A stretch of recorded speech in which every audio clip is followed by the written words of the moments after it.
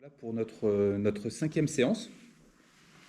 Donc la séance se consacre en deux temps, à la fois la suite du séminaire, donc nos quatre précédentes séances. Et donc cette fois-ci, ce sera plus particulièrement concentré sur le contemporain. Depuis le début, on essaye d'avoir une sorte d'historiographie de l'innovation.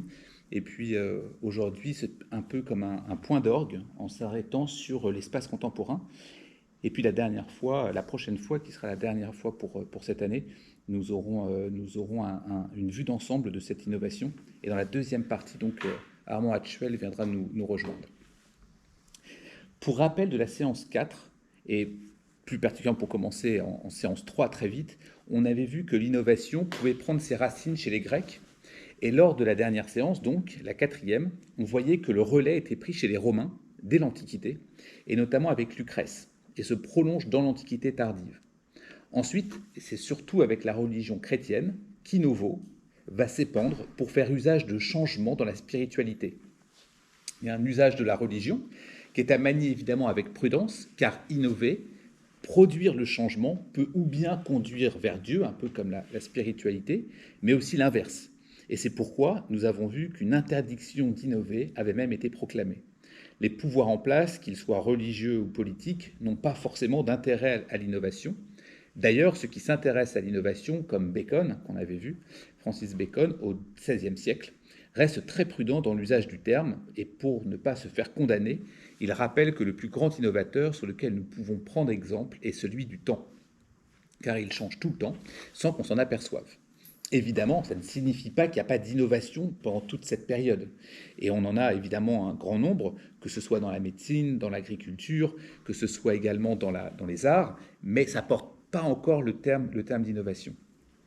Contrairement à nos analyses de l'innovation dans l'Antiquité, il ne nous a pas été vraiment possible de déceler une présence claire des deux axes clés pour notre critique, à savoir la responsabilité d'un côté et la spiritualité de l'autre, si ce n'est évidemment dans la religion.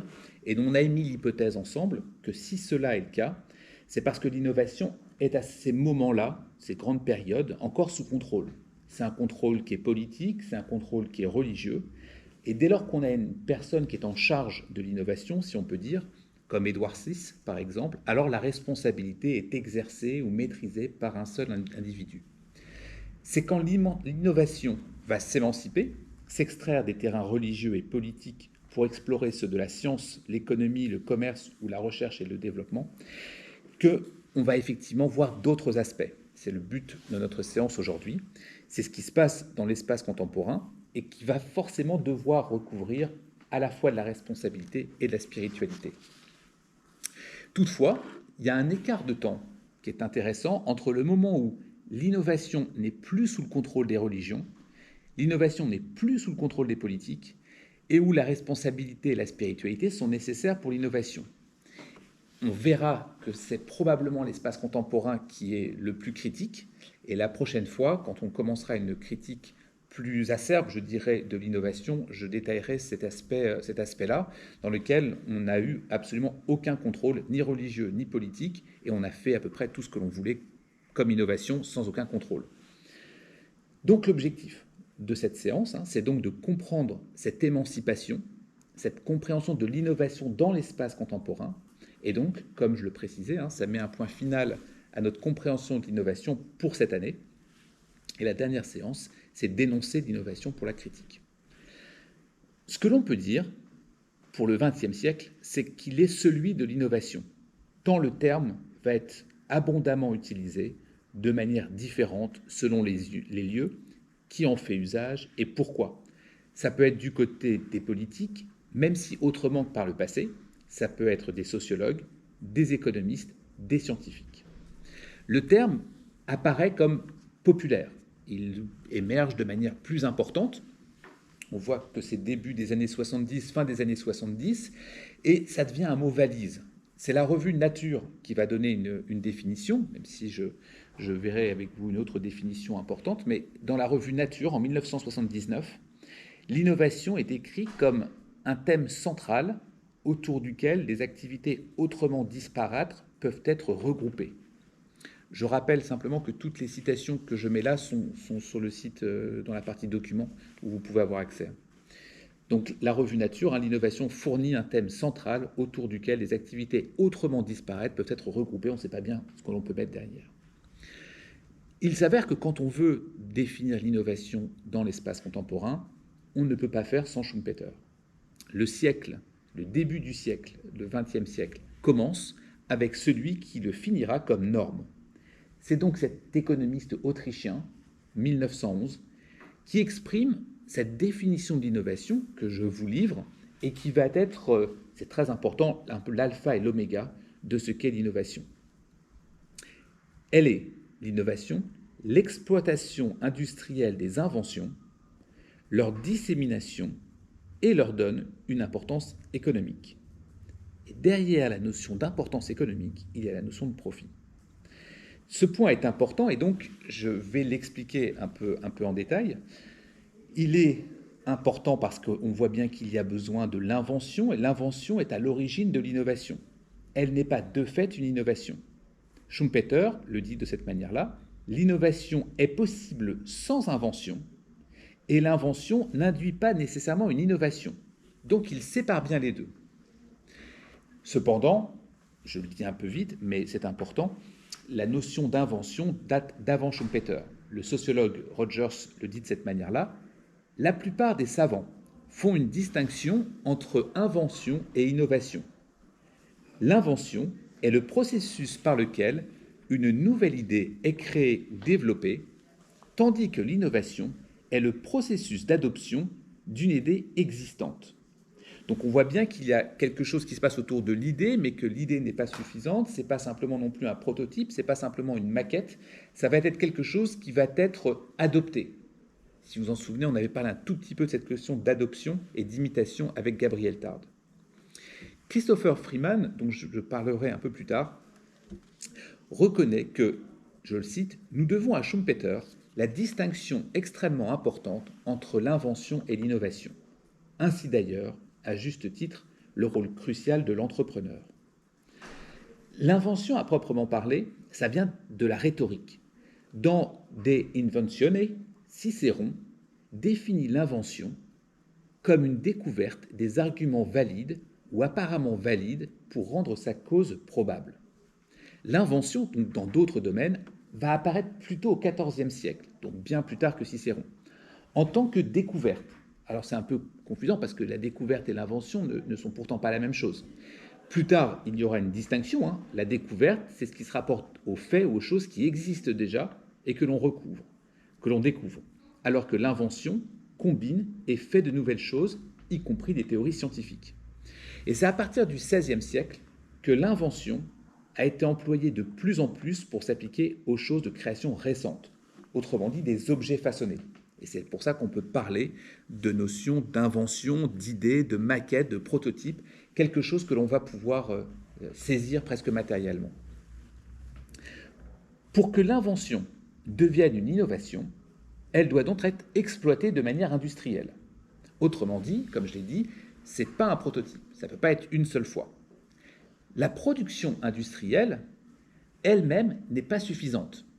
Parce que la production industrielle ne suffit pas à faire en sorte qu'elle soit effectivement innovation. Il faut que l'invention, c'est la deuxième catégorie, elle soit disséminée. Donc que ce soit diffusé. L'invention doit être dans un volume suffisant. L'innovation va donc être avec cette notion importante. Et l'aspect le plus fondamental, dans le cadre d'une organisation, c'est pour ça que c'est un économiste autrichien qui va sceller, je dirais, la définition de l'innovation, il va dire qu'il faut obtenir un succès économique. Et cette dimension-là est importante parce qu'elle va calibrer l'innovation, je dirais, jusqu'à aujourd'hui. Je répète pour être clair. L'innovation, c'est 4 critères fondamentaux. L'invention, l'exploitation industrielle, je dois être capable de le fabriquer en masse. Si j'ai ce stylo devant moi, eh bien, le stylo n'est pas que le prototype, que l'invention. Je dois être capable de le multiplier en masse dans cette pièce-là. Ce stylo-là multiplié en masse n'est toujours pas une innovation. Je dois être capable de le disséminer, donc de le mettre dans toutes les salles, etc., qu'il soit exploitable. Et puis, je dois en retirer un bénéfice. Ce sont ces 4 critères qui font qu'au XXe siècle, nous passons à l'étape de l'innovation dans le cadre économique. Ce n'est pas tellement la commercialisation Schumpeter ne s'y intéresse pas tant que ça. Ensuite, il va venir à la commercialisation, mais c'est McLaurin, qui dans les années 40 a été le premier à définir l'innovation comme un lien avec la commercialisation. Donc vous voyez bien que par rapport à ce que l'on avait pu voir les fois précédentes, là ça n'a plus rien à voir. On bascule complètement dans une dimension économique. Cependant, cette compréhension de l'innovation met parfaitement en lumière l'importance de distinguer donc 3 phases dans la vie d'un produit ou d'un service. Une qui va être l'élaboration, ça va être en aval, qui va se décomposer donc en 2 temps. Un, la production en tant que telle, ou l'exemple que l'on peut mettre en place finalement dans une entreprise, et le moment où il est sur le marché. Et si vous me suivez bien, ce n'est pas parce qu'un produit est sur le marché qu'il est profitable, qu'il est innovant. Autrement dit, mon stylo, je peux le mettre dans tous les supermarchés possibles. Si je ne récupère pas le profit généré, mon entreprise ne peut pas continuer à survivre, et dès lors, ça n'est pas encore qualifié comme une innovation. Ça reste au stade d'invention. C'est pour ça qu'on a de nombreux exemples qui, aujourd'hui, dans l'espace contemporain, sont toujours des inventions. La plus célèbre, ça peut être Airbnb, ça peut être Uber, par exemple, qui sont encore des organisations au stade d'invention, parce qu'elles ne sont pas encore profitables.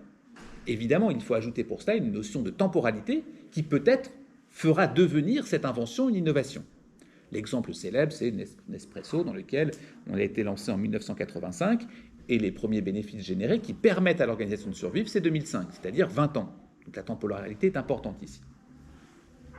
Ce qui fait qu'on bascule d'un moment d'invention à un moment d'innovation, c'est Geoffrey Moore qui va le théoriser, on appelle ça le gap de Moore, c'est quand ça bascule, globalement, on a investi de l'argent, on a un retour sur investissement et on devient bénéficiaire. Ce gouffre, et donc ce gap de Moore, c'est le passage entre le candidat à l'innovation ou l'invention, mais qui n'est pas encore une, et puis le basculement véritablement dans une innovation. Le candidat à l'innovation devient bel et bien une innovation. Pour être complet sur cette compréhension de l'innovation avec Schumpeter, il est important de souligner la notion de destruction créatrice. Ça fait partie de ces théories importantes par lesquelles de nouvelles innovations et formes d'organisation économique émergent et remplacent les anciennes, conduisant donc à la croissance économique. Ce processus de destruction créatrice est caractérisé par la destruction de l'ancien ordre économique et la création d'un nouveau. Je cite Schumpeter. « L'essence de l'innovation dans le domaine économique est de troubler consciemment le système existant d'une manière ou d'une autre. La destruction créatrice est donc l'essence de l'innovation ainsi que son résultat final. » Il va assumer complètement cette dimension. Je le précise un tout petit peu, il va même dire que c'est l'ancien qui va être détruit par un nouveau, mais l'ancien n'est pas capable de se détruire lui-même pour faire autre chose. Cette dimension-là, on l'explorera un peu plus tard parce que, chez Nietzsche notamment, elle peut avoir un sens de manière importante. Selon Schumpeter, donc, l'innovation, c'est la force motrice du processus de destruction créatrice. Les entrepreneurs innovants créent des idées, de nouveaux produits, de nouveaux processus, de nouvelles formes d'organisation économique. Et ça perturbe les anciennes. Schumpeter considérait que le processus de destruction créatrice était inévitable pour que l'économie puisse progresser et se développer. Selon lui, la destruction est clé dans la croissance économique à long terme et elle permet l'adoption de nouvelles technologies et l'augmentation de la productivité, ce qui contribue à la productivité économique globale. Tout ça est important, encore une fois, je le précise une nouvelle fois parce que c'est clé, c'est la façon avec laquelle nous innovons et les conséquences de l'innovation vont être, je le dis vite ici, mais la fois prochaine ce sera plus détaillé, désastreuses à cause de Schumpeter, à cause de ces comportements dans lesquels on va voir l'économie comme la seule possibilité de survie, la seule possibilité d'avoir une croissance des organisations. Je vais rentrer maintenant un tout petit peu plus dans le détail de l'innovation, et c'est important parce que ici on voit déjà bien la façon avec laquelle les organisations économiques peuvent s'en servir, mais si on détaille bien l'innovation comme on essaie de le faire, ça sera l'occasion de trouver les interstices pour pouvoir justement y glisser un peu de la pensée et de la critique, notamment avec de la responsabilité et de la spiritualité. Pour comprendre l'innovation, il faut comprendre ces différentes variantes. Souvent, l'innovation est réduite au produit, la bouteille d'eau, le stylo, l'ordinateur, la dernière chose à la mode. Schumpeter explique clairement dans la théorie du développement économique qu'il y a 5 catégories, des nouvelles combinaisons productives, expression qui, à ce moment-là, est l'idée de l'innovation. Hein. On appelle ça des nouvelles combinaisons productives. La première chose, c'est l'innovation produit. C'est la plus simple, c'est celle que tout le monde connaît. Ça peut être, encore une fois, une bouteille d'eau, un téléphone, un ordinateur, une table, une chaise. Ça va être le produit, comme ça peut être aussi un service. J'ai cité les services de taxi, par exemple. Ça peut être un autre type de service, quel qu'il soit, en coiffure ou en esthétique, ou que ce soit en coaching ou je ne sais quoi. Ça peut être un nouveau service. C'est globalement toutes les techniques que l'on peut avoir pour proposer de l'innovation. C'est ce qui est connu dans l'espace contemporain comme l'innovation. Mais ça n'est pas que ça. Il y a une seconde catégorie. La seconde catégorie, c'est la catégorie des process. On va faire les choses différemment, même si la finalité est la même. Je vous donne un exemple. En voyant les immeubles en face de moi, ce sont les fermes verticales, par exemple, les fermes verticales qui ont été créées notamment dans les centres urbains très denses. Il n'y a pas d'innovation sur les salades, sur les laitues, sur les légumes, mais par contre, le processus des fermes verticales, parce qu'il n'y a pas suffisamment d'espace pour faire des innovations d'agriculture sur de grands espaces. Eh bien, ils font une ferme verticale dans laquelle vous avez des panneaux solaires sur le dessus, une force hydraulique, et on va faire pousser des légumes, notamment, à ces endroits-là. Pas d'innovation sur la finalité, mais sur la façon de faire. Troisième type d'innovation, c'est la commercialisation. On va commercialiser de manière différente ce que je peux avoir.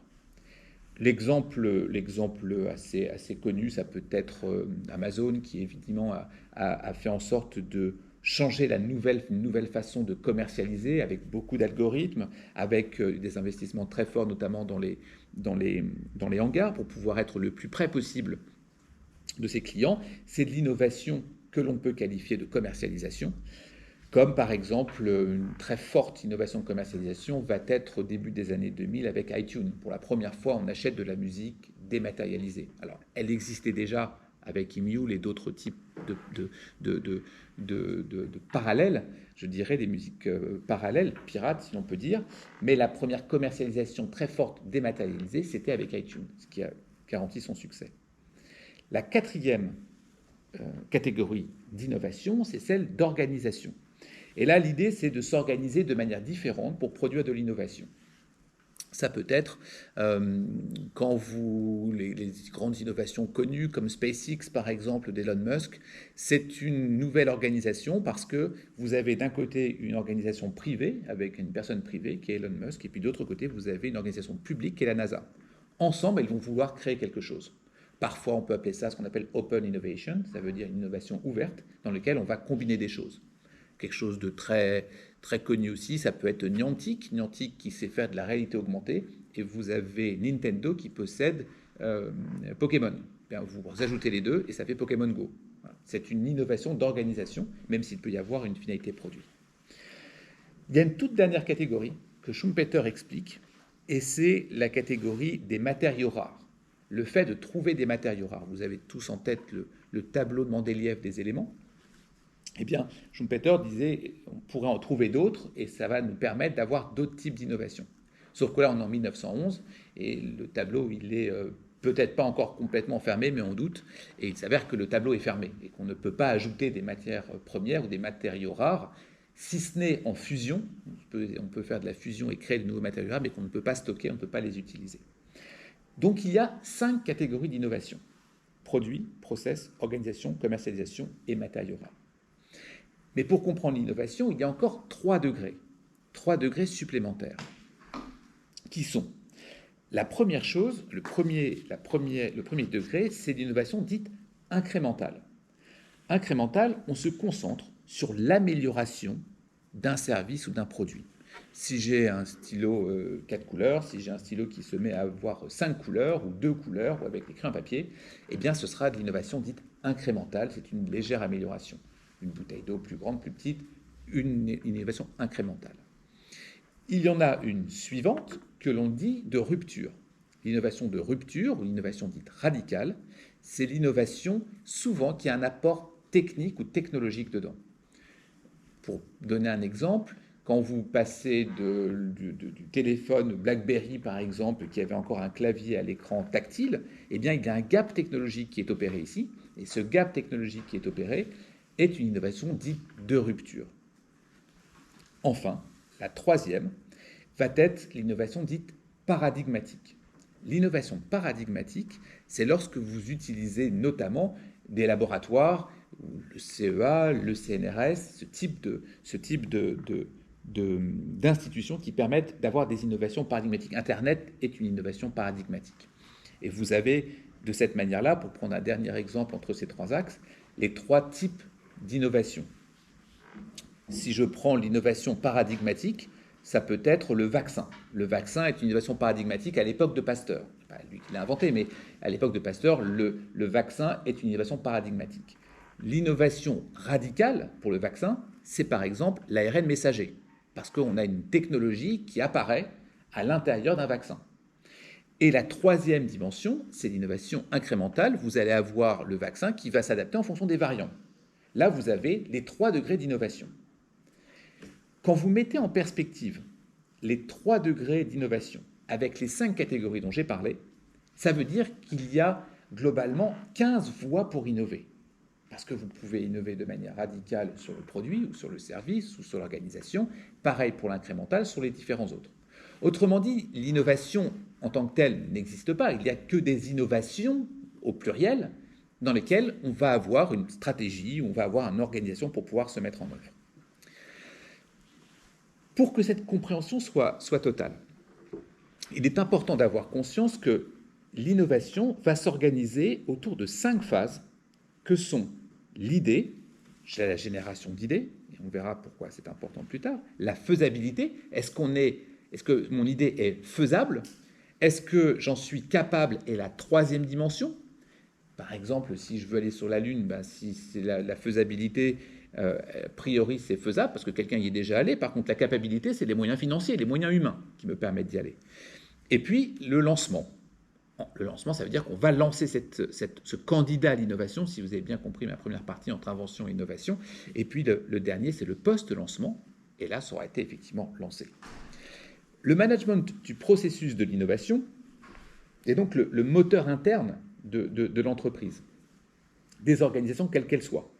De manière succincte, le processus, ça va être destiné à 1, je trouve des idées, 2, la faisabilité, 3, la capacité, 4, le lancement, et 5, les derniers aspects pour mesurer si oui ou non c'est une innovation. Avec en quelques minutes, vous comprenez ce qu'est l'innovation. C'est-à-dire que vous comprenez comment dans l'espace contemporain, elle a été redéfinie. Si encore une fois, et c'est ce qu'on avait vu pendant les 4 premières séances, depuis l'Antiquité, l'innovation a d'autres colorations, surtout politiques, surtout religieuses, avec des usages, eh bien cette fois-ci, le basculement est total. C'est-à-dire qu'on va avoir, et ce qui est curieux, c'est qu'aujourd'hui, enfin curieux, je ne sais pas si on peut le dire tel quel, mais ce qui est intéressant, c'est que quand on va parler d'innovation, on va résumer l'innovation à nos, globalement, 90 dernières années. Et on va oublier les 2000 années précédentes. Et aujourd'hui, ce qui forme notre esprit à l'innovation, c'est ce que je viens de vous dire. L'économie a mis la main sur l'innovation. Plus particulièrement, dans l'espace contemporain, c'est l'innovation technologique qui va être un peu l'alpha et l'oméga, plus que le management, même si le management y viendra plus tard. C'est Rupert William McLaurin qui est l'un des premiers à avoir évoqué l'innovation technologique. On est en 1949. Il définit l'innovation en ces termes. 1, c'est un processus. 2, un processus séquentiel dans le temps. 3, un processus dont la première étape est la science, la recherche. Et pendant des décennies, innovation et science ou technologie sont quasiment synonymes. La dernière étape est un processus dont l'étape ultime est la commercialisation. Donc c'est intéressant que ce soit quelqu'un qui met l'accent sur la science, qui en même temps va parler de la commercialisation, ce que Schumpeter avait un tout petit peu ignoré. Pour McLaurin, l'élément fondamental, c'est donc la science, la recherche, la technologie, c'est l'élément déclencheur.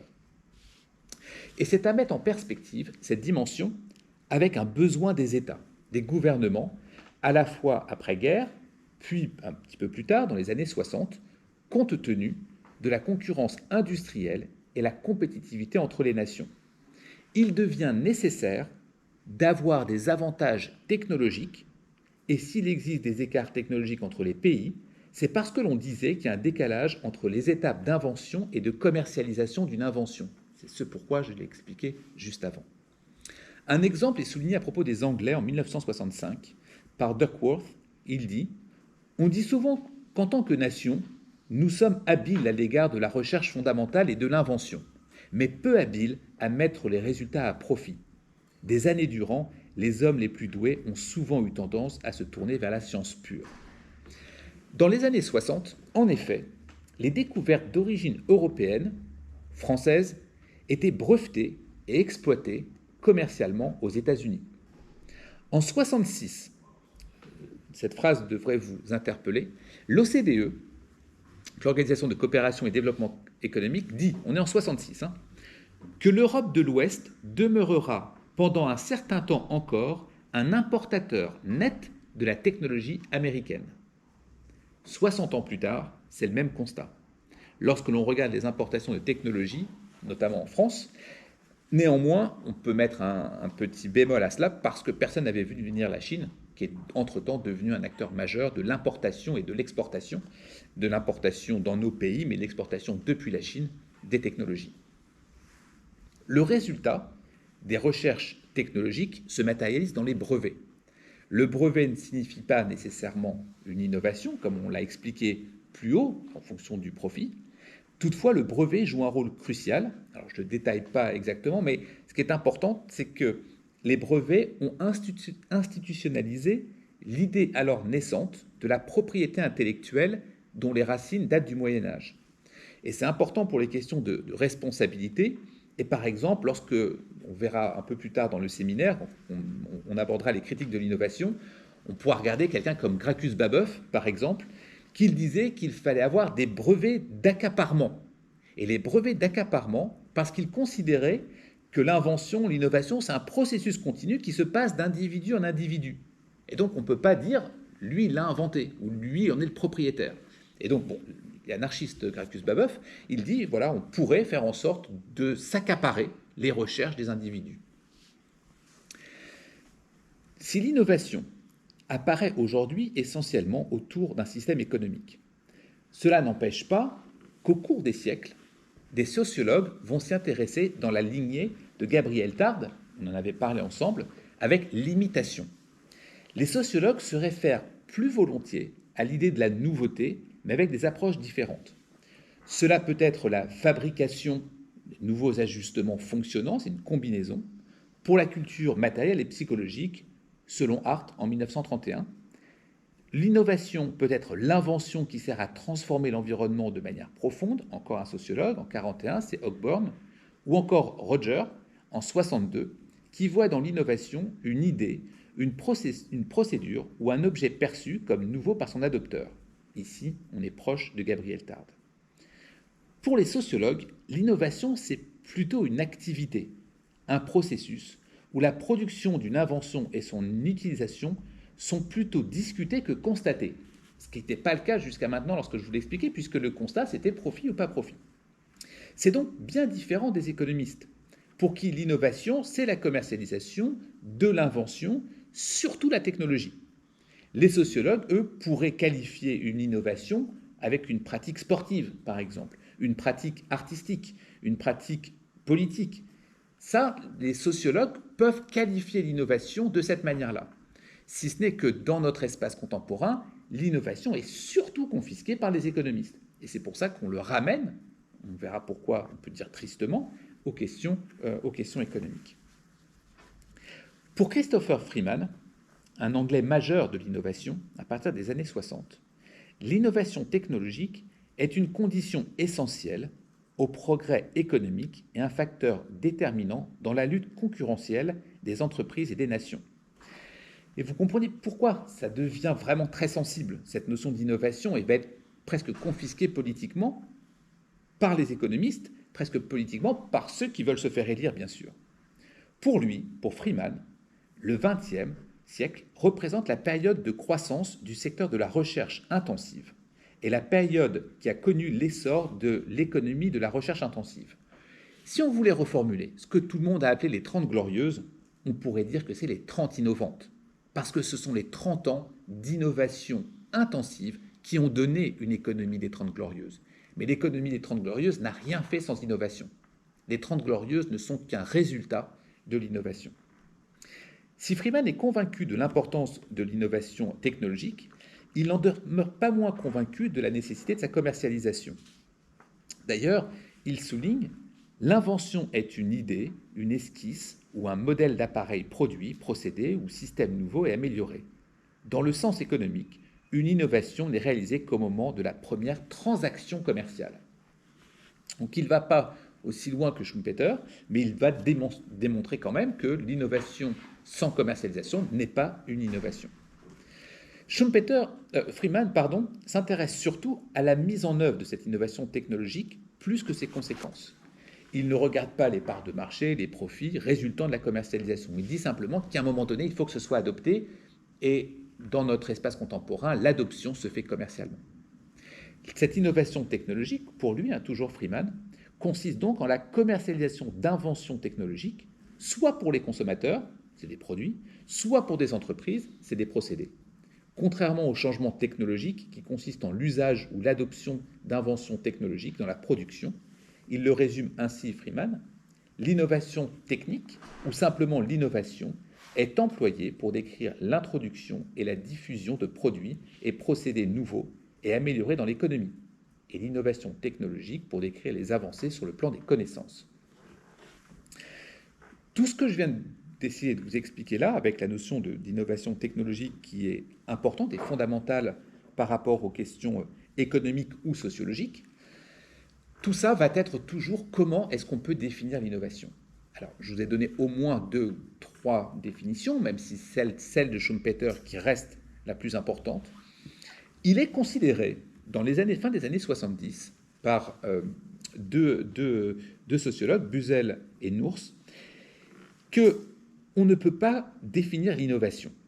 Et on ne peut pas les définir parce qu'il y a 3 questions fondamentales qui se posent. Une innovation pour qui? Une première mondiale? Pour un utilisateur donné? Est-ce que c'est pour le marché? Une innovation de quel type? Est-ce qu'elle est incrémentale, radicale ou paradigmatique? Une innovation à partir de quand? De son invention ou son application au contexte pratique. Ce sont les questions fondamentales de l'innovation en disant comment peut-on questionner. La façon de répondre le plus simplement, pas tel que moi je le fais, mais tel que ça a été fait, c'est de ramener encore une fois l'innovation aux questions économiques. L'innovation, je l'avais esquissé la dernière fois, mais je le refais ici parce que c'est important, c'est le latin innovare. Innovare qui va signifier le changement à l'intérieur. Le changement à l'intérieur des organisations, des corps vivants, qui doivent se changer pour pouvoir survivre. In à l'intérieur, novare changement. Je change à l'intérieur pour pouvoir survivre en fonction de critères qui vont m'obliger à changer. Eh bien, quand on regarde ça, les changements que l'organisation peut procurer par un nouveau produit dont on a parlé, un nouveau service, un nouveau procédé, une nouvelle commercialisation ou organisation, doivent permettre de générer quelque chose qui permette la survie. Et les entreprises, les organisations se sont engouffrées dedans en disant de manière très claire, c'est comme ça que je peux atteindre ma survie. Ainsi, le quand peut-on qualifier d'innovation? C'est certainement quand elle atteint son retour sur investissement. De quel type l'innovation incrémentale ou radicale? On se demande si c'est très pertinent de poser la question, puisque l'objectif, c'est in fine d'obtenir du résultat économique. Apple, par exemple, est passé complètement d'innovation radicale à l'innovation incrémentale. Enfin, pour qui? C'est le bénéficiaire, pas l'usager, mais celui qui va tirer bénéfice des propositions des organisations. Autrement dit, ces questions se répondent avec une vision économique et commerciale. Et c'est celle qui a conduit les organisations à se préoccuper de la survie et à complètement confisquer l'innovation. Elle est désormais utilisée essentiellement avec des réponses aux indicateurs économiques. D'ailleurs, aujourd'hui, la référence en la matière, j'ai essayé de dresser rapidement l'histoire depuis le XXe siècle, son début, mais aujourd'hui, quand on veut qualifier, on utilise le fameux manuel d'Oslo. Alors, le manuel d'Oslo, c'est la principale source qui donne les principes directeurs de ce qu'est une innovation. Sa dernière édition, je cite quelques phrases. Une innovation est la mise en œuvre d'un produit, bien ou service, ou d'un procédé nouveau ou sensiblement amélioré. Là-dessus, vous n'apprenez rien, c'est ce que je vous disais sur l'incrémental, le radical. Une nouvelle méthode de commercialisation, c'est ce que je vous ai dit. Une nouvelle méthode organisationnelle, c'est ce qu'on a vu ensemble. L'organisation du lieu de travail, les relations extérieures, et qui est complétée dans la définition, la fin du manuel d'Oslo, c'est pour améliorer leur performance et augmenter les profits. C'est-à-dire que l'innovation est qualifiée de cette manière. Je fais une toute petite parenthèse, vous voyez bien les dangers qui vont nous conduire à critiquer l'innovation. Parce qu'il n'y a rien d'autre comme lecture que voilà la méthode, voilà le résultat. Produit, process, commercialisation, organisation, les 3 degrés, voilà le résultat du profit, le reste on s'en fiche complètement. Et ça évidemment va devoir nécessiter un tout petit peu de questions responsabilité et un tout petit peu de questions sur la spiritualité dont on a déjà parlé. C'est une des raisons pour laquelle l'innovation a été confisquée par l'économie. C'est par sa capacité à être mesurable facilement, en tirer les conséquences de la croissance. Autrement dit, ça devient un référentiel, une norme. Le politique, frileux envers l'innovation pendant des siècles, parce qu'il ne voulait pas qu'on fasse innover, va trouver un intérêt ici.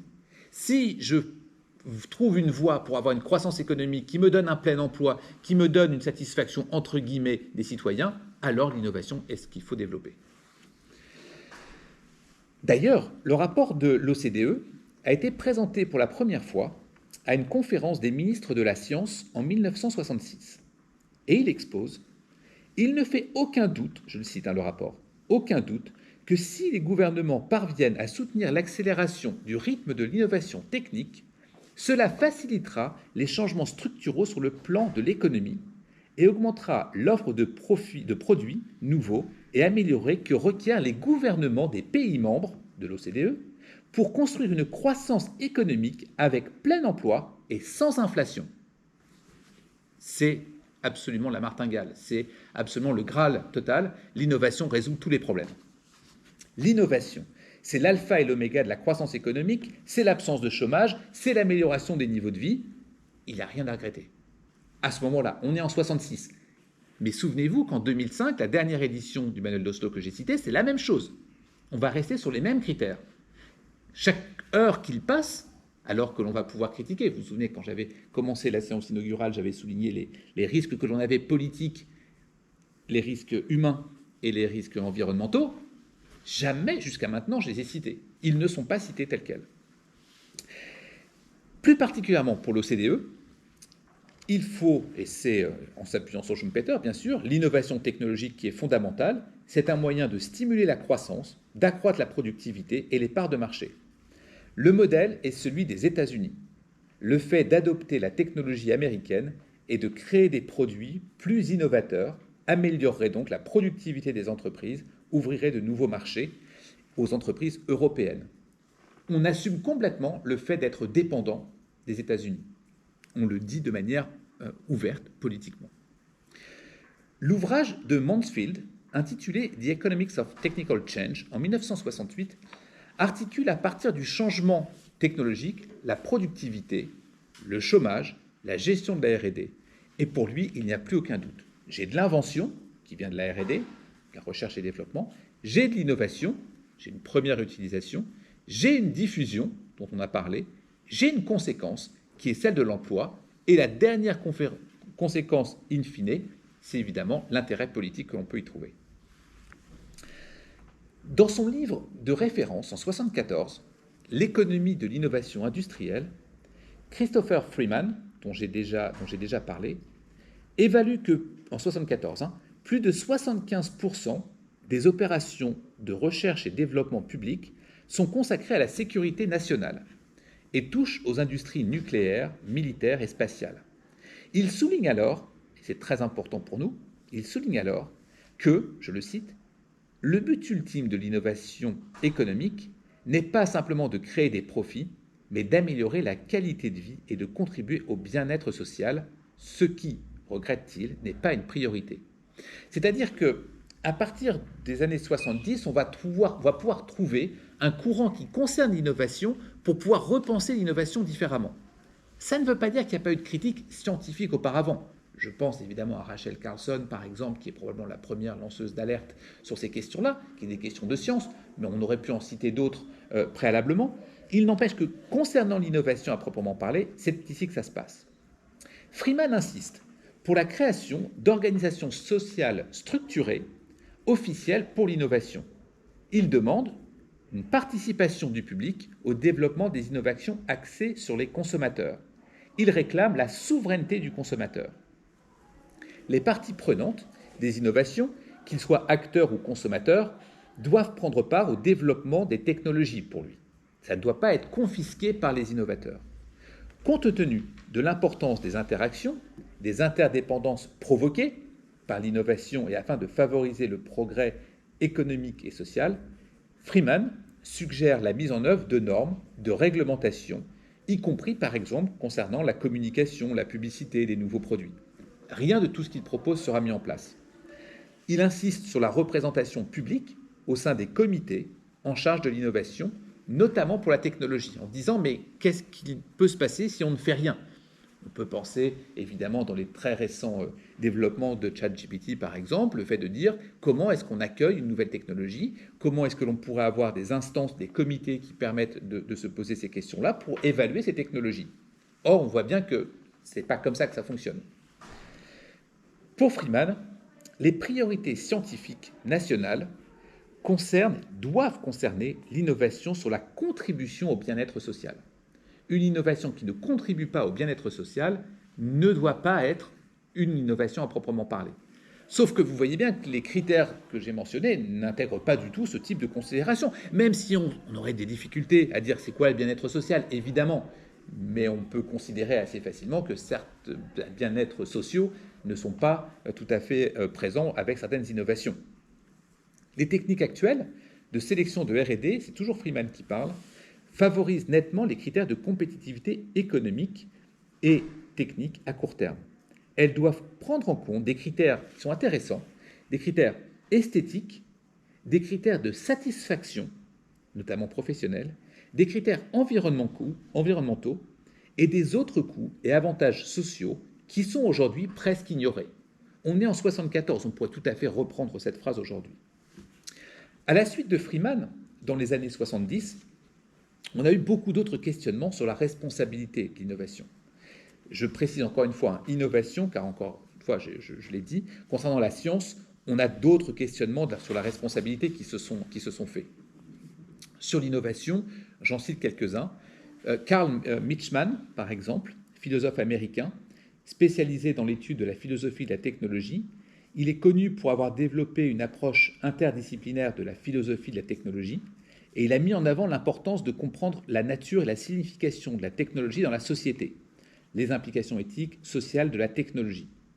On peut citer son livre Technological Risk, où il examine les risques sociaux et environnementaux liés à la technologie. Un autre, Michael Davis, philosophe moraliste américain, auteur de Thinking Like an Engineer, dans lequel il explore les questions éthiques auxquelles sont confrontés les ingénieurs dans leur travail quotidien. Davis a également été actif notamment dans les codes de déontologie des professionnels.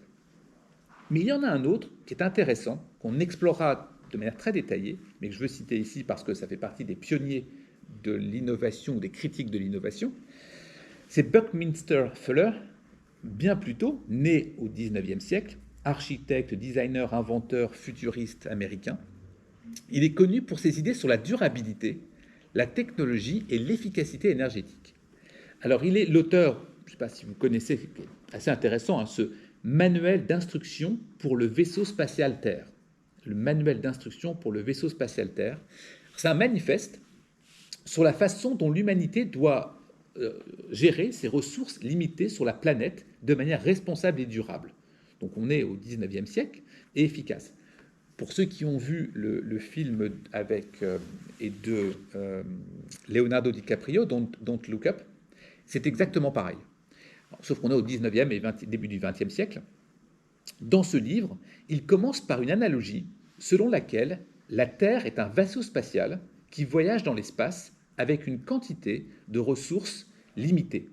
L'humanité doit forcément agir en conséquence pour la survie de l'espèce.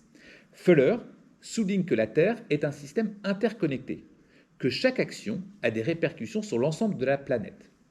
Il insiste sur la nécessité de devoir concevoir des systèmes efficaces et durables utilisant des technologies avancées. C'est très intéressant parce qu'on verra plus tard qu'il y avait quelqu'un d'autre, un siècle avant, qui s'appelle Elstler, qui était quelqu'un qui s'opposait notamment à Henry David Thoreau, et qui avait une démarche très intéressante en disant l'humanité ne peut être sauvée qu'avec de l'innovation. Eh bien, Fuller croit également à cette notion-là, à la capacité d'un avenir durable, harmonieux, si on agit de manière responsable avec la technologie. Enfin, le deuxième axe fondamental pour nous, ça c'est plutôt les prémices de la responsabilité, c'est celui de la spiritualité. Alors, le premier constat est que l'innovation a aujourd'hui perdu sa signification spirituelle du Moyen-Âge. Vous vous souvenez, on avait vu que innovation signifiait le renouvellement de l'âme. Comme souvent avec la spiritualité, plus personne n'a pris le relais. C'est-à-dire qu'elle a totalement disparu de ceux qui vont faire les mondes. Personne n'a abordé cette question de la spiritualité dans l'innovation, comme nous l'avons entendu dans ces précédentes séances, et définie à partir de la philosophie antique, et sur laquelle, évidemment, on va revenir de manière très détaillée plus tard. Toutefois, la spiritualité, parfois, est un tout petit peu abordée, mais jamais dans le sens où on l'a fait. Elle est abordée souvent comme voie d'inspiration. Je pense à Steve Jobs, qui avait un peu cette démarche-là, Gary Hamel également, Andrew McAfee, au même titre que l'intuition. En gros, spiritualité, intuition vont me donner des idées. Le deuxième, c'est la spiritualité et l'innovation, dès lors qu'elle peut être avec des convictions religieuses. Ça va être Satinger Dhiman, des convictions hindouistes, Ravi Bellani avec le bouddhisme, par exemple. Ou comme axe organisationnel, Kip Tindall, Gary Hamel également. Donc, jamais, d'une manière claire, la spiritualité comme pratique pour l'innovation et l'innovateur, comme axe de maîtrise de soi, de contrôle des passions, faire des êtres responsables, qui permet de repenser l'innovation et l'innovateur, et on le verra un peu plus tard, ça n'est pas abordé dans le XXe siècle, ni début du XXIe. Pour conclure pour ce soir, avant de passer à notre deuxième partie, et avant notre dernière séance, où nous finirons par répondre complètement à la question qu'on s'est posée au début de l'année, une critique de l'innovation, pourquoi ? L'innovation au XXIe siècle, c'est 1. Elle est normative. L'innovation est toujours bénéfique. Ainsi que le souligne Kimberley, un penseur critique du concept de l'innovation, l'innovation tend socialement à être perçue de façon positive. Cela s'avère une bonne chose d'innover. Rogers rappelle cette normativité, le parti pris pro-innovation. Et on comprend pourquoi. En tout cas, j'ai essayé de vous expliquer pourquoi. Parce que c'est repris par l'économie va être repris par le politique, et donc on ne peut voir l'innovation que comme la voie de succès pour tout. Dès lors, on ne s'interroge pas vraiment sur la perspective normative qui est présentée dès le départ par l'innovation. Deuxièmement, l'innovation est performative, c'est-à-dire que les discours, à la fois institutionnels, académiques, économiques, contribuent à l'innovation déjà pensée, telle qu'elle a été livrée, je dirais presque clé en main, notamment par les économistes. Si des théoriciens étudient l'innovation en soi, c'est toujours selon l'angle de son rapport des solutions à apporter. L'innovation est une solution en tant que telle. Et c'est à critiquer. Troisième dimension, elle est utopique. L'innovation est toujours la voie, la solution destinée à résoudre tous les problèmes de l'humanité. Or, et c'est ce que l'on verra la fois prochaine, n'est-ce pas elle qui est à l'origine des problèmes de l'humanité ? Vous comprenez le paradoxe et le retournement des valeurs. L'innovation est toujours présentée comme la solution et la possibilité pour nous de questionner et de dire dans quelle mesure, au contraire, n'est-elle pas à l'origine des problématiques. Je cite Rosner en 1979. « Les chercheurs et théoriciens de l'innovation ou les décideurs de politique publique oublient que ce qui compte en matière d'innovation n'est pas l'innovation en soi, mais ses conséquences. L'OCDE ne s'en cache pas. Je cite une nouvelle fois l'OCDE.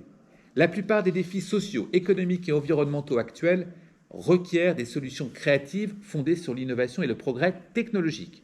Encore une fois, elle est normative, elle est performative, elle est utopique. Et on est avec un rapport de l'OCDE en 2010. 71, Pocock disait que l'innovation deviendra un mot populaire, d'une grande valeur, mais ce sera un mot magique. Cependant, comme un peu le concept de révolution. Le terme innovation cessera peut-être bientôt d'être employé, dénué qu'il est de toute signification par un usage constant et excessif. C'est exactement ce que l'on a vu, et probablement qu'il ne va pas disparaître, mais il y a des chances qu'il rechange de formulation, comme il a changé de formulation pendant un certain nombre de siècles. La fois prochaine sera, et ce sera le dernier séminaire pour cette année, sera séquencé en 3 temps, et je les présente tout de suite pour que vous compreniez bien l'articulation avec ce qu'on a vu aujourd'hui. 1. Une lecture des conséquences de l'innovation.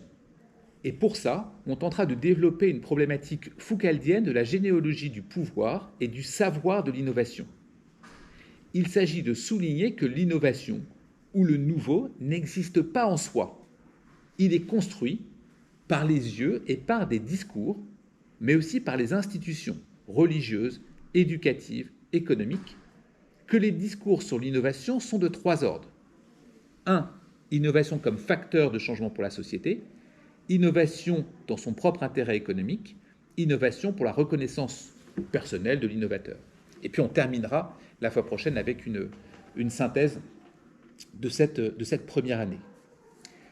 Voilà pour ce qui est de la partie avancée des recherches de notre séminaire concernant l'espace contemporain. On peut ouvrir à une petite discussion en attendant que notre prochain intervenant arrive, et puis on pourra commencer avec lui. Armand, techniquement, vous avez de l'eau, oui, si besoin, et je commence. Armand Hatchwell est professeur et chercheur en sciences de gestion et en théorie de la conception, pionnier dans l'étude des dynamiques cognitives dans les entreprises innovantes. Il est à l'origine de plusieurs développements théoriques sur la rationalité créative et sur ses liens avec la dynamique des organisations et des collectifs. Ils l'ont conduit à proposer une refondation des sciences de gestion comme science fondamentale de l'action collective. Et il a notamment élaboré la célèbre théorie de la conception, théorie CK, qui modélise la rationalité créative. Avec Benoît Weil. Avec Benoît Weil, je vais le citer. Avec Benoît Weil, qui a donné naissance à des travaux scientifiques industriels, reconnus internationalement par vos travaux, d'une grande qualité. Alors en effet, vous avez écrit plusieurs ouvrages, notamment avec Benoît Weil, l'expert et le système avec lui, les processus d'innovation également avec lui, mais également des livres avec Romain Laufer et Albert David, les nouvelles fondations des sciences de gestion, théorie, méthode et conception, organisation, cette fois-ci avec Pascal Lemasson et encore une fois Benoît Weil. Et puis, parmi vos responsabilités, un membre du comité national du CNRS, membre du conseil d'administration de Mines ParisTech, ainsi qu'un grand nombre de distinctions, prix de l'économiste en 96, membre de l'Académie des technologies, commandeur des palmes académiques. Je le dis parce que c'est un honneur de vous avoir, et chevalier de la Légion d'honneur. Merci Armand d'être avec nous. Merci. Et tout de suite, je vous laisse la parole. Merci infiniment de m'accueillir. J'ai hésité entre vous passer une série de transparents et parler. Et je pense que, étant dans un contexte plutôt de sciences sociales, je vais me contenter de parler. Donc le titre de mon intervention, je le rappelle parce qu'il y a un certain nombre de notions qui vont servir de fil directeur.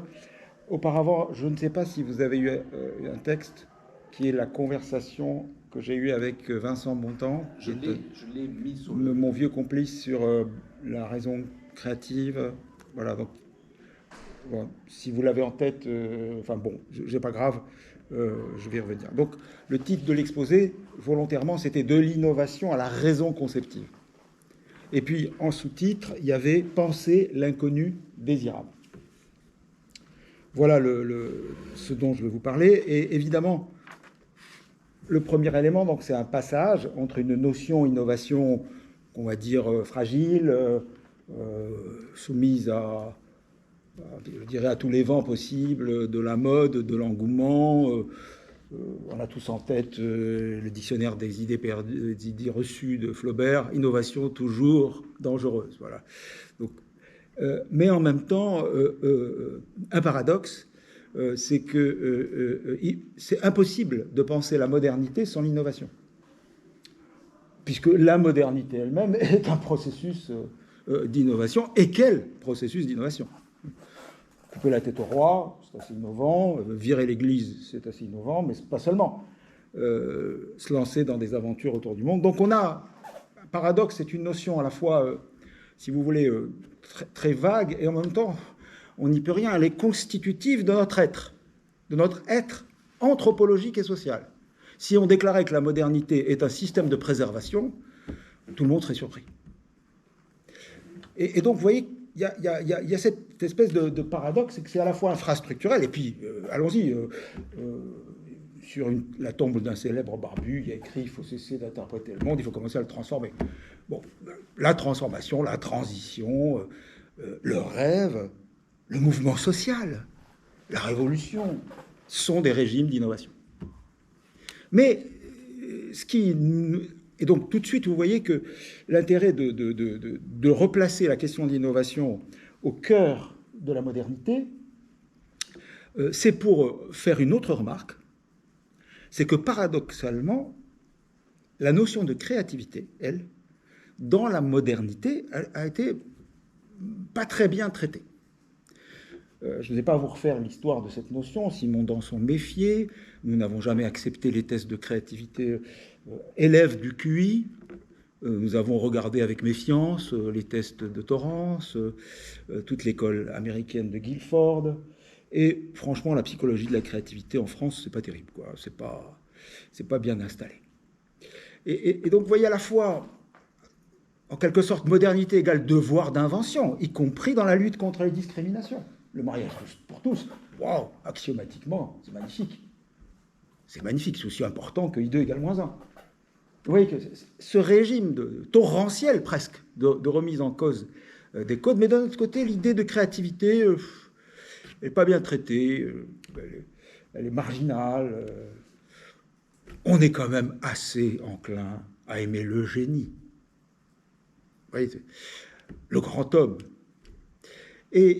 Eh bien, le pari de ce programme que nous avions lancé avec Benoît Weil aux alentours des années 96-97, c'est que ce paradoxe, si vous voulez, de l'innovation toujours présente et constitutive de la modernité, et de l'autre côté, le raisonnement créatif, ça n'existe pas, la créativité, tout le monde en a, ou personne n'en a, on ne sait pas ce que c'est, il y avait un paradoxe. Et que ce paradoxe, ceux qui l'ont vécu le plus durement, le plus fortement, ça ont été les ingénieurs. Voilà. Les ingénieurs. Et historiquement, alors bon, je pourrais vous en parler des heures, parce qu'on a beaucoup travaillé là-dessus, les premiers à ressentir ça, ce sont les ingénieurs allemands. En fait, dès les années 1810, 1820, 1830, autour de la théorie technique, autour de la théorie des machines, les Allemands vont développer le Maschinenbau, c'est-à-dire la conception des machines. Et donc, l'idée qu'il y a dans le processus créatif des règles. Et donc, très, très tôt, il y a eu une division, en gros, je vous dis, entre la créativité, c'est juste une affaire de talent, de génie.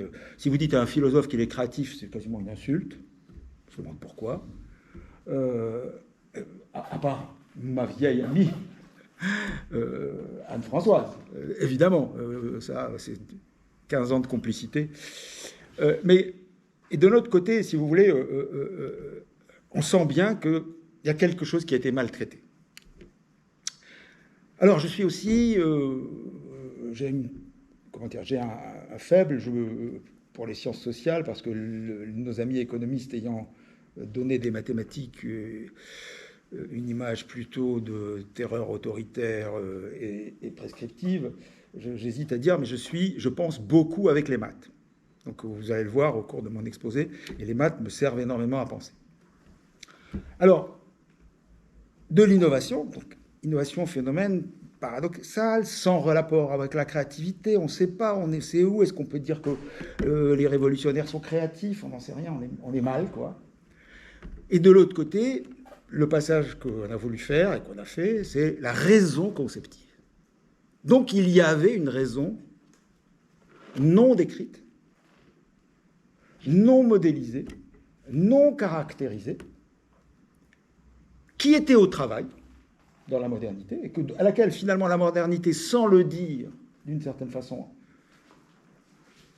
a ouvert les portes, en quelque sorte, mais sous des formes diverses. Et c'est cette raison-là qu'on appelle la raison conceptive. Alors vous pouvez l'appeler créatrice, créative, conceptrice, conceptive, je vous laisse le choix des armes. Mais pour la comprendre, il faut l'opposer à la raison critique.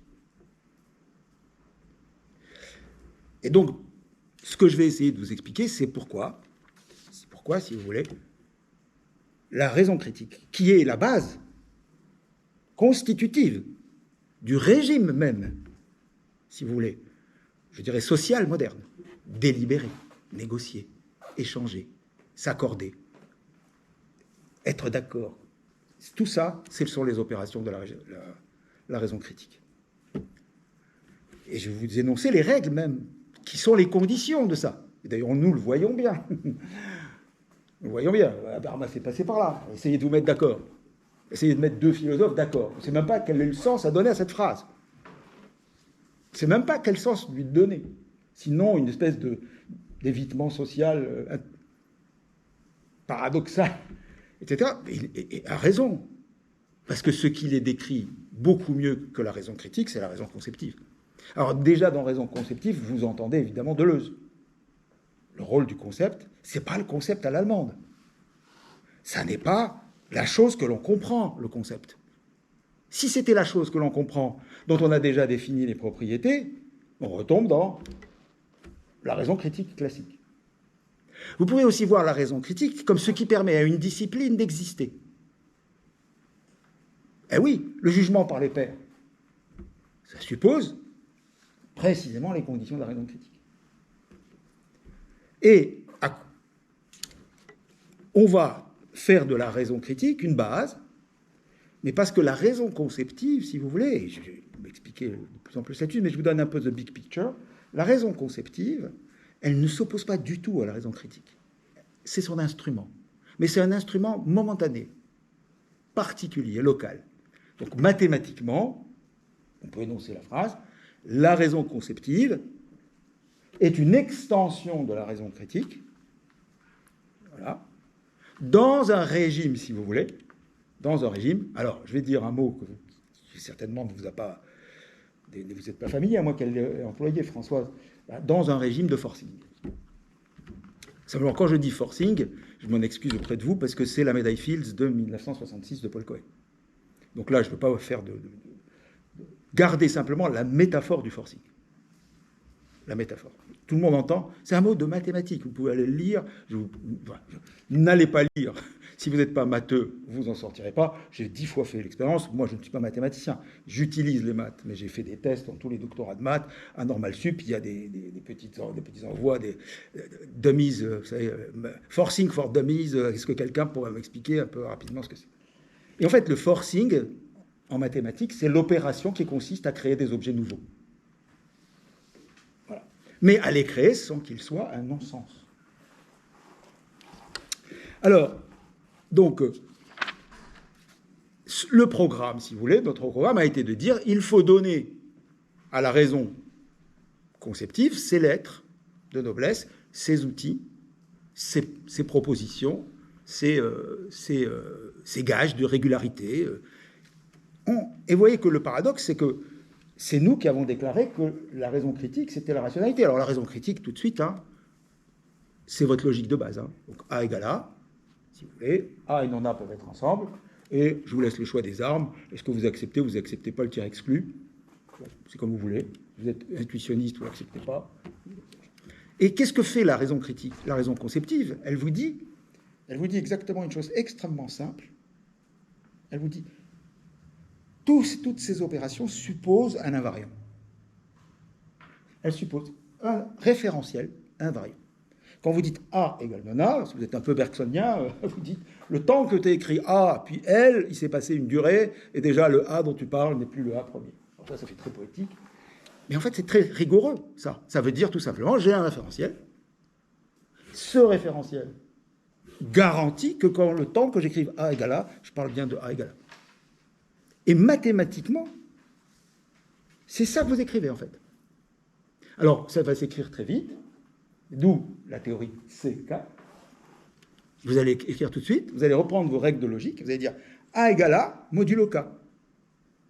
C'est-à-dire A égale A modulo un référentiel qui n'a pas bougé entre-temps. Bon. N'importe quelle rencontre avec le langage, vous dites oui, les mots, non, je ne veux pas écrire un mot est un mot sous prétexte que tuyau égale tuyau, ça dépend de la phrase, etc. Donc ça tombe sous le sens. Mais cette opération-là, cette opération qui va nous garantir en quelque sorte la stabilité, cette opération de K, elle a un effet très très intéressant, c'est que désormais j'ai deux espaces de travail. J'ai l'espace de travail de la raison critique, c'est-à-dire toutes les opérations classiques de manipulation, mais j'ai un référentiel qui va être mis en face, et à ce moment-là, je m'aperçois que j'ai... Alors, si j'avais un tableau, je peux vous l'écrire. On va écrire. Maintenant, je peux dire que... Alors, la raison conceptive, c'est, vous avez tous compris, c'est tracer ce trait vertical, qui consiste à dire, eh bien, j'ai un espace de pensée, et ici, alors c'est celui-là qu'on va appeler C, et ici, j'ai un espace de connaissance, alors en anglais, c'est K. Et en fait, vous pouvez l'interpréter comme étant un référentiel, un garant. Et ce qui est tout à fait, si vous voulez, intéressant dans ce formalisme, c'est que la représentation classique du raisonnement, de la logique, en fait, c'est K dans K. Toutes les preuves sont, je pars d'une vérité, j'obtiens une vérité. Je pars d'une proposition fausse, je la déclare absurde, ce qui, backward induction, me donne une vérité. Donc en fait, les démonstrations classiques sont des démonstrations de la raison critique. Syllogisme, pas syllogisme, démonstration par absurde, récurrence, tout ce que vous voudrez. Sur récurrence, on peut discuter, parce que vous savez, Poincaré lui donnait un statut extrêmement important, mais il n'empêche que la seule complexité de la récurrence, spécificité, c'est évidemment la chaîne. C'est la chaîne très très longue, où je vais admettre qu'il se passe quelque chose. Mais je reste d'une vérité à une vérité. C'est-à-dire, il ne s'introduit jamais d'inconnu. Il ne peut pas s'introduire d'inconnu. Et donc, vous voyez que, finalement, l'espace référentiel, c'était l'espace dans lequel je faisais mes opérations sans le dire. C'est pour ça que je n'avais pas besoin de préciser. Quand je disais A égale A, ça voulait dire je reste dans un espace référentiel structuré, connu, dans lequel j'ai mes règles. Mais maintenant, si j'ai cet autre espace, et c'est volontairement que je l'ai appelé pensée. Alors, on l'a appelé concept. Alors, dans votre tradition, dans le panthéon que nous avons tous, il y a probablement un personnage, je ne sais pas, peut-être ça dépend des panthéons de chacun. Est-ce que Balthazar Gracian appartient à votre panthéon? Non. Non. Alors, c'est ça la recherche, c'est ça le merveilleux de la recherche. C'est que, voilà, chercheur à l'école des mines, je me retrouve à étudier un Espagnol du XVIIe qui a écrit L'homme de cour, qui est le Machiavel, en fait. Qui est le Machiavel espagnol. Alors, si vous allez en Espagne et vous dites que vous ne connaissez pas Balthazar Gracian, ils ont compris que vous n'avez pas de lettres, quoi.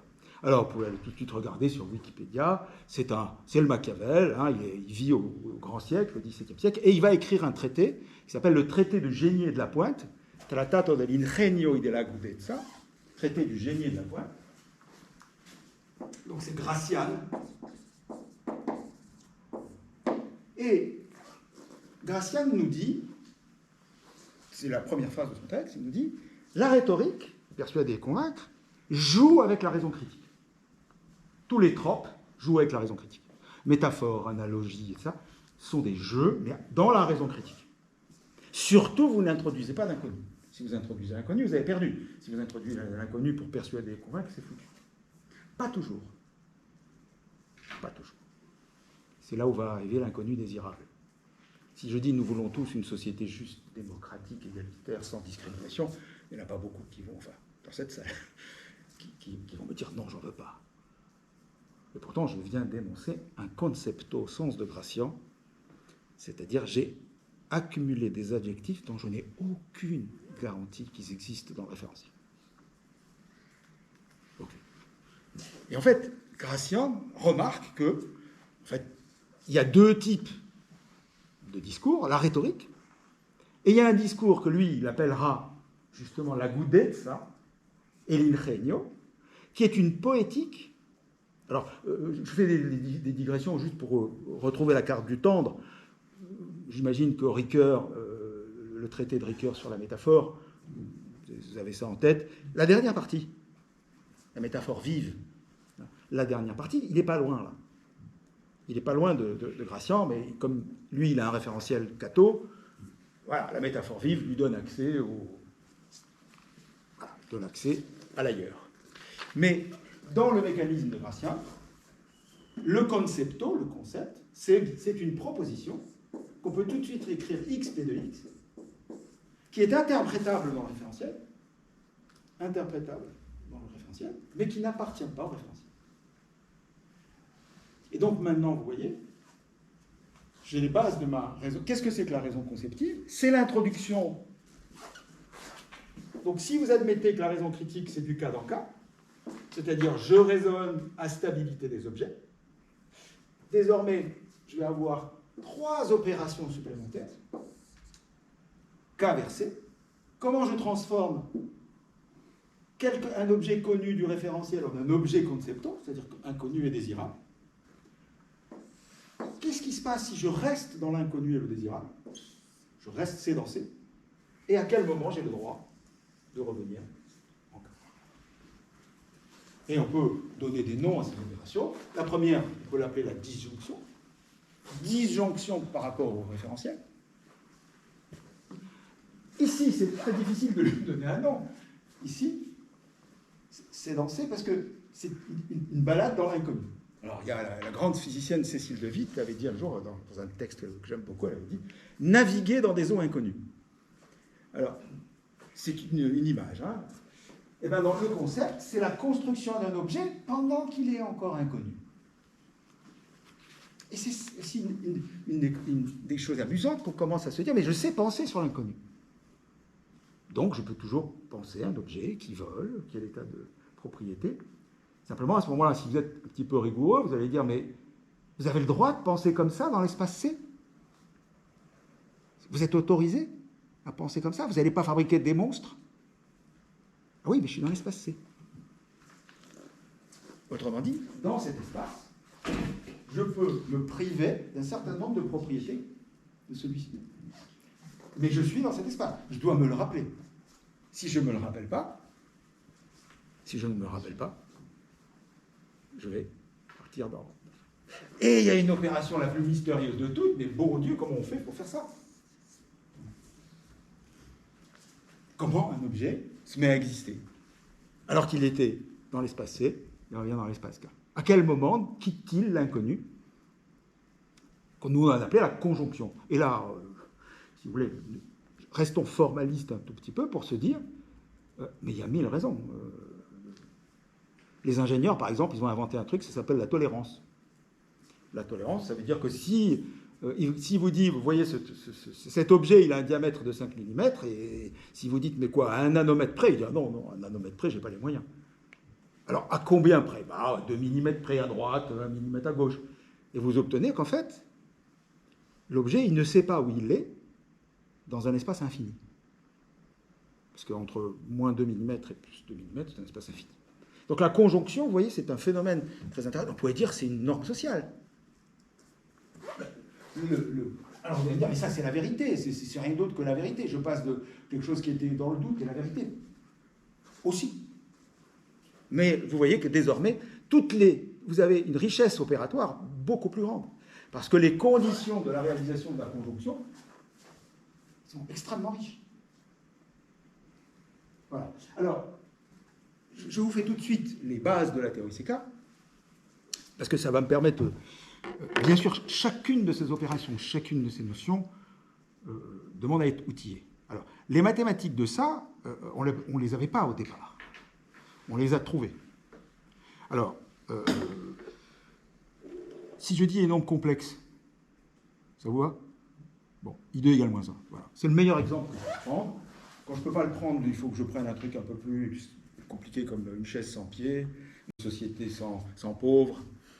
Ça dépend des contextes. Mais si vous prenez par exemple un nombre dont le carré est négatif, alors racine carrée de -1, si vous voulez, comment recevoir cette proposition? Alors, si facile, la plupart d'entre nous, si vous avez un enfant qui rentre de l'école et qui dit le professeur ou la professeure de mathématiques m'a expliqué qu'il y a des nombres dont le carré est négatif, vous n'en avez jamais entendu parler, vous vous dites, mon gamin, il a encore coulé pavillon à l'école, quoi. Il n'a rien compris, il se fait des salades, etc., etc. Bien sûr que non. Alors, juste un petit test, qui a eu dans sa scolarité cet objet, a rencontré cet objet?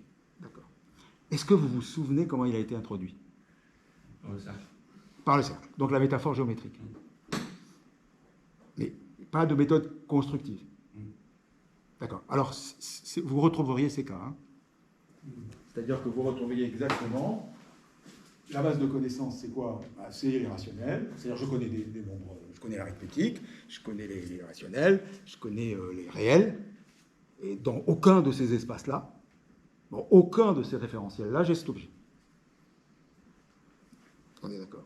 Donc vous voyez, j'ai bien créé, avant qu'ils existent, j'ai bien créé un inconnu. Cet objet qui est-il désirable? Pour le commun des gens, pourquoi on désirerait un carré négatif? La métaphore qui a été utilisée, c'est-à-dire l'interprétation géométrique, c'est en fait la découverte d'un usage absolument formidable, où tout d'un coup vous avez une géométrie en coordonnées polaires, grâce au complexe, grâce à ces nombres, vous obtenez en fait une représentation géométrique du nombre. Mais c'est un usage que les mathématiciens ont découvert. Alors il y avait un autre usage avant, assez idiot, qui était que ça permettait d'avoir des solutions aux équations du second degré qui n'avaient pas de solution réelle. Voilà. Vous écriviez racine de delta, vous aviez... Alors, ce mécanisme-là, vous voyez, c'est ça qui va nous amener petit à petit à dire, voilà ce que c'est que la raison conceptive. C'était compliqué, c'est pas simple à décrire. La raison conceptive, c'est un mécanisme de pensée, ça n'est pas le contraire de la raison critique, c'est le processus par lequel j'étends en quelque sorte, je crée volontairement, par le désir. C'est ça aussi qui est très intéressant, c'est que la raison conceptive est indissociable du sujet désirant. Et du coup, vous obtenez, vous allez voir, les conséquences sont extrêmement intéressantes, passionnantes.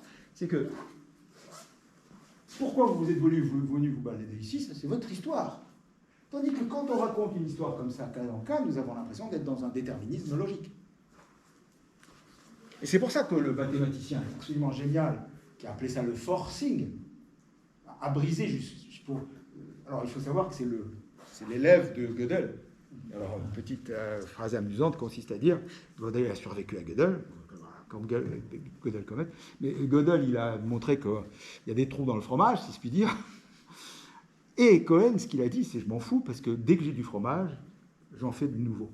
J'invente de nouveaux fromages. Donnez-moi du fromage, j'en inventerai de nouveaux. C'est ça Cohen.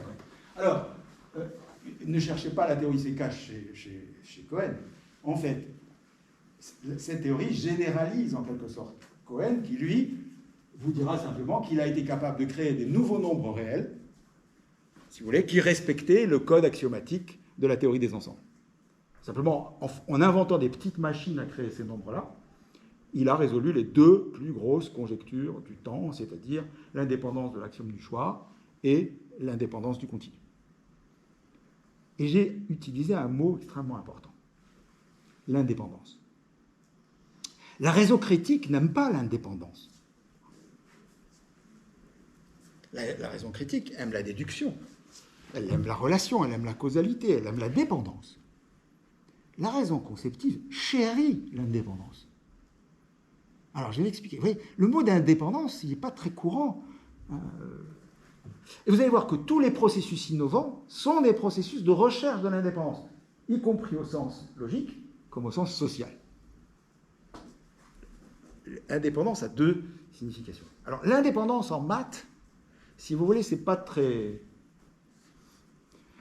la gloire en maths. Hein. Vous n'aimez pas les indépendances. Bon. Qu'est-ce que ça veut dire indépendant en maths? Alors, je vais prendre une métaphore que vous la compreniez. Bon, si je dis un pneu d'automobile, si je vous pose la question en quoi il est fait, dans le référentiel standard qui est le vôtre, si vous allez me répondre, ça permet de tester le monde commun. Ça permet de savoir si on a le même garant. Alors, un peu en caoutchouc, tout va bien. Tout va bien. Donc, nous avons un référentiel, tous, dans lequel, quel que soit pneu, implique caoutchouc. Mais attention, ça c'est uniquement une proposition du référentiel. Et là, la notion de consensus, d'accord, ça peut fonctionner. Supposons que quelqu'un fasse des pneus d'automobile qui ne sont pas en caoutchouc. Il le fera, il passe par le concept, il dit « Je voudrais un pneu d'automobile qui ne soit pas en caoutchouc. » Donc, pneu d'automobile, P de X, propriété qui crée la rupture, l'inconnu désirable, je ne le veux pas en caoutchouc. Alors, on ne veut pas de caoutchouc parce que le caoutchouc pousse sur les arbres, vous êtes écolo, vous ne le voulez pas en caoutchouc, vous le développez en quoi que ce soit d'autre. Que devient la définition du mot pneu? Elle vient de se libérer. Le pneu s'est libéré de sa matière. Puisque maintenant, vous pouvez avoir des pneus en caoutchouc et des pneus en autre chose. Donc pneu, dans la base de connaissances, il vient de se modulariser. Alors, on montre ça, c'est les relations d'ordre. Paf, il y a une relation d'ordre qui vient de disparaître. Quand les objets s'enrichissent, quand nous bouleversons le réel, pas seulement des dépendances apparaissent, des indépendances. Socialement, vous avez compris ce que ça veut dire. Ça veut dire que si le mariage est pour tous, c'est terminé. La notion de mariage vient de se libérer de la définition du genre, du sexe, comme vous voulez. Donc, il faut réordonner, il faut réorganiser tout. Ça qu'on appelle le carry ordering. Parce que maintenant, il faut en faire quelque chose, cette définition. Eh bien, vous voyez, le processus de la modernité, ça a été ça tout le temps. Tout le temps, tout le temps, tout le temps. Et c'est pour ça que la raison conceptive, regardez en ce moment, c'est quoi le mot qui est en train de souffrir? Intelligence. C'est l'intelligence qui souffre.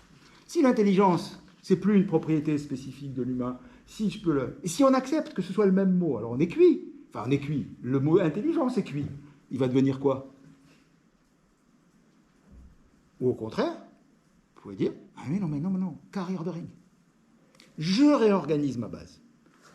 Et donc, à partir du moment où j'ai de l'intelligence artificielle, alors j'ai une définition d'intelligence qui doit changer, et je peux construire une nouvelle définition d'intelligence, par exemple, qui peut restreindre l'espace d'existence de ce qu'on a appelé l'intelligence artificielle. Si vous me faites un pneu bien plus riche, bien plus sophistiqué que le pneu en caoutchouc avec l'autre matière, en gros, vous marginaliserez Mais ce qui a changé, vous avez changé la définition du mot pneu. Et vous voyez que le processus de la raison conceptive, maintenant vous comprenez qu'il est extrêmement puissant parce qu'il réorganise la connaissance par cette genèse de nouveaux objets. Et cette genèse de nouveaux objets, qu'est-ce qu'elle fait? Eh bien, elle va nourrir à son tour l'espace du concepteur. Et donc, nous avons maintenant le formalisme de la raison conceptive. On l'a inventé? Mais non. Mais non, il fallait lire Vitruve. Eh oui, il fallait lire les traités d'architecture du 1er siècle.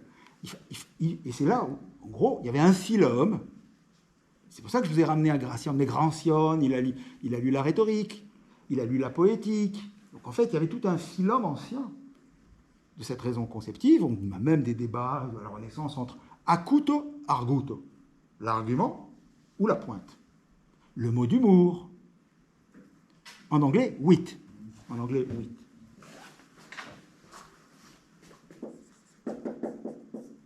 Alors, quels étaient, une fois que on a commencé à voir avec Mademoiselle ce cadrage, si vous voulez, on pouvait faire toute une série de remarques qui commençaient à devenir évidentes.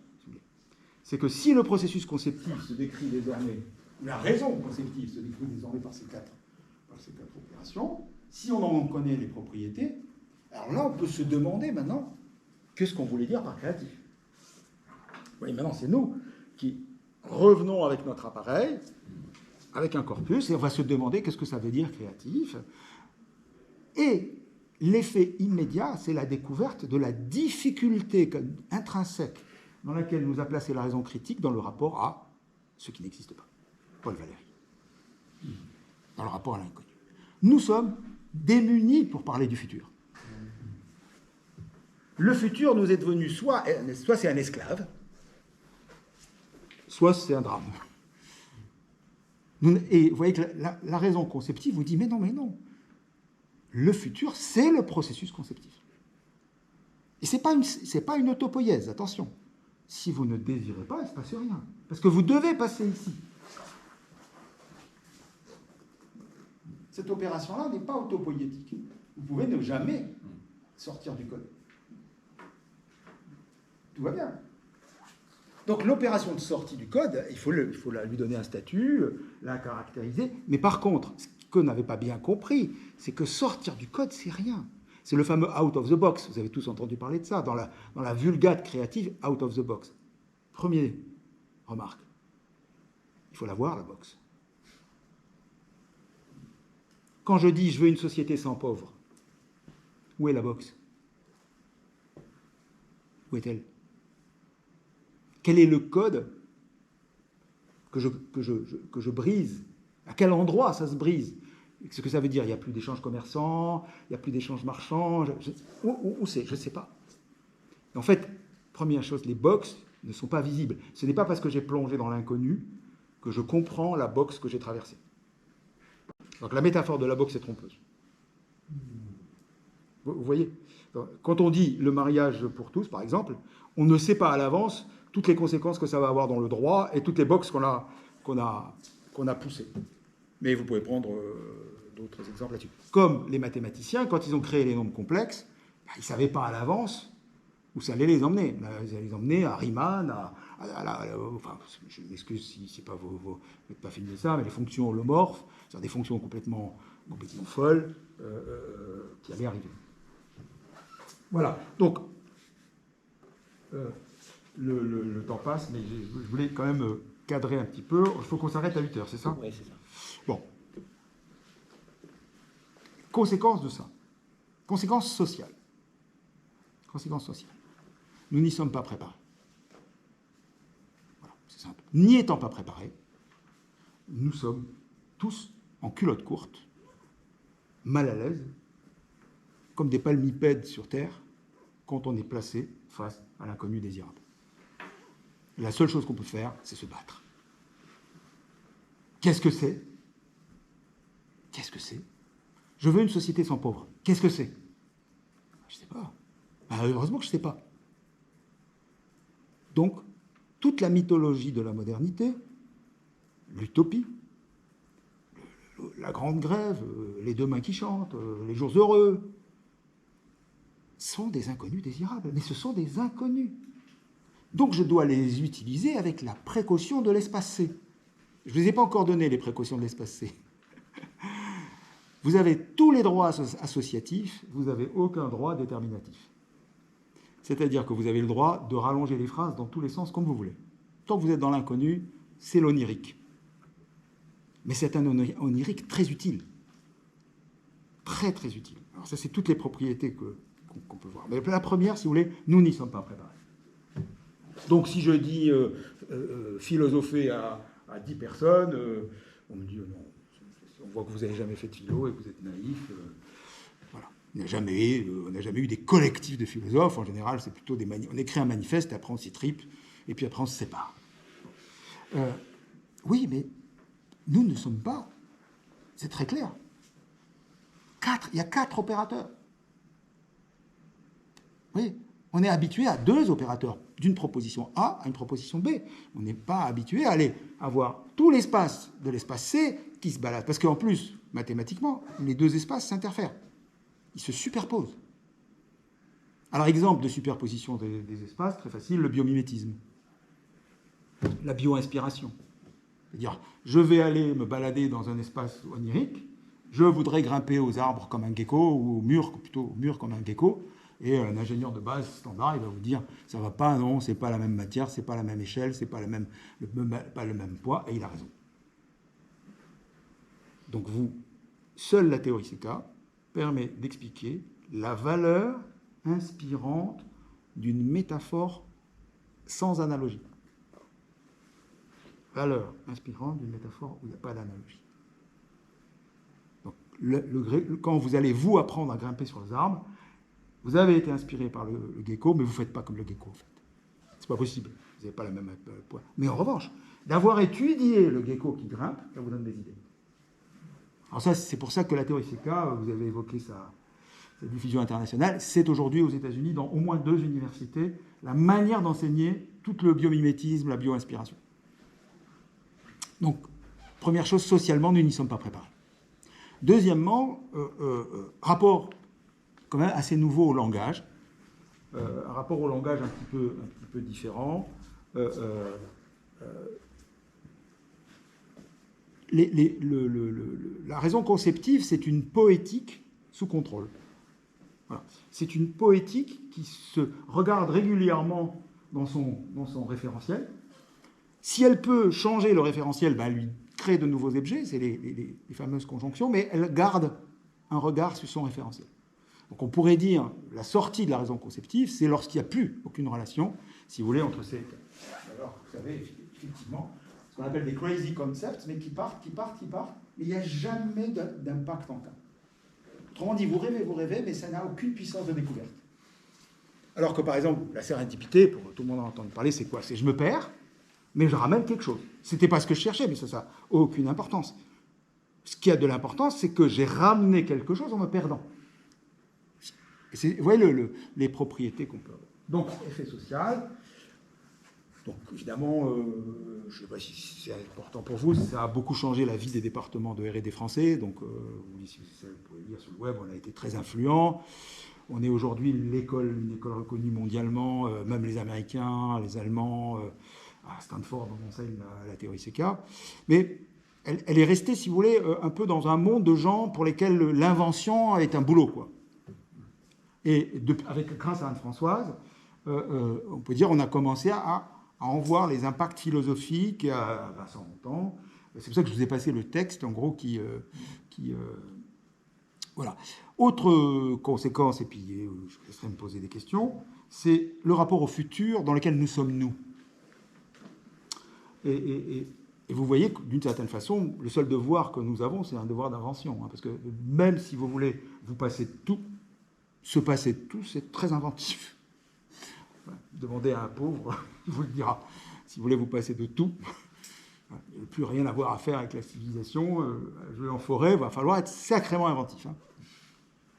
Donc, en fait, d'une certaine manière, les situations où les sociétés sont sous contrainte, sous angoisse, sous stress, sont des situations, normalement, la raison conceptive est la ressource. Elle est la ressource, vous voyez, c'est une ressource. Une ressource sociale.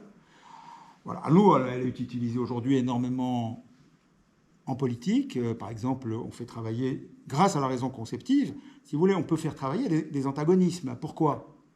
Parce que l'antagonisme, il n'est antagonisme que dans la raison critique. Vous voyez, A et non A, c'est modulo K. Mais j'ai toujours le droit d'écrire, si vous voulez, dans K, j'ai le droit d'écrire qu'il existe un K0 et qu'il existe un K1. Et K0 contient la propriété A et K1 contient la propriété non A. Ça, j'ai toujours le droit d'écrire. Donc vous voyez que ça flexibilise complètement les structurations. Ce que vous n'avez pas le droit de faire, parce que là, vous allez partir dans le nihilisme, c'est de ramener dans le développement du concept les deux propositions en même temps. Sauf si, dans une opération précédente, vous avez tout simplement fait sauter ce truc-là. Vous voyez, donc, le raisonnement créatif s'apprend. C'est une rationalité. C'est même la rationalité des mathématiques. Alors, vous voyez, pourquoi? Parce que les mathématiques sont rien d'autre que conceptives. Nous souffrons tous en maths. Pourquoi? Parce qu'on arrive et on nous dit aujourd'hui les formes hermitiennes. Bon, voilà. Grand 1, définition générale, les formes hermitiennes. Grand 2, lemme. Une forme hermitienne dégénérée a cette propriété-là. Après, théorème 1, si une forme hermitienne a cette propriété-là, alors évidemment, c'est la panique à bord. Mais pour le matheux, c'est pas du tout ça qu'il a vécu, lui. Lui, ce qu'il a vécu, c'est qu'un jour, il y a un gars qui est arrivé en disant tu sais, si tu prends un petit bout de géométrie par-ci, un petit bout de géométrie par-là, tu vas voir apparaître des structures de groupe marrantes, on pourrait les explorer, etc. Alors, j'ai beaucoup discuté avec Alain Conte, qui est le mathématicien qui s'intéresse le plus, et évidemment Grothendieck, que vous avez certainement, si vous vous intéressez à ce sujet, il faut découvrir Grothendieck, parce que c'est absolument magnifique. On peut dire que c'est le mathématicien qui se foutait de démontrer et qui a passé sa vie à inventer de nouveaux objets. Laissant Dieudonné, quand on a Dieudonné comme copain, Dieudonné faire le boulot de vérifier les démonstrations. Donc voilà, la raison conceptive se formalise. La raison conceptive n'est pas nouvelle dans l'histoire. Elle n'était simplement pas mise en évidence parce qu'on ne s'était pas intéressé à ces activités-là. Elles n'étaient pas au cœur de... Et parce que malheureusement, les grandes activités de la pensée s'étaient séparées de l'idée d'invention. Vous voyez que si je dis à quelqu'un qui est un professeur de littérature, est-ce que tu inventes? Non, j'écris.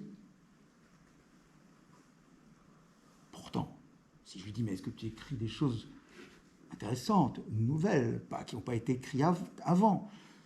C'est pas un plagiat. Ah oui, mais oui, bien sûr, j'écris moi, c'est moi que j'écris. Ah oui, donc il existe un repère, un système référentiel dans lequel je peux m'apercevoir que c'est toi qui écris différemment et différemment des autres. Donc il a lui-même... voilà. Et tous les travaux aujourd'hui sur les réécritures des textes vous montreront que ça a été fait. Alors nous, on a travaillé avec des architectes.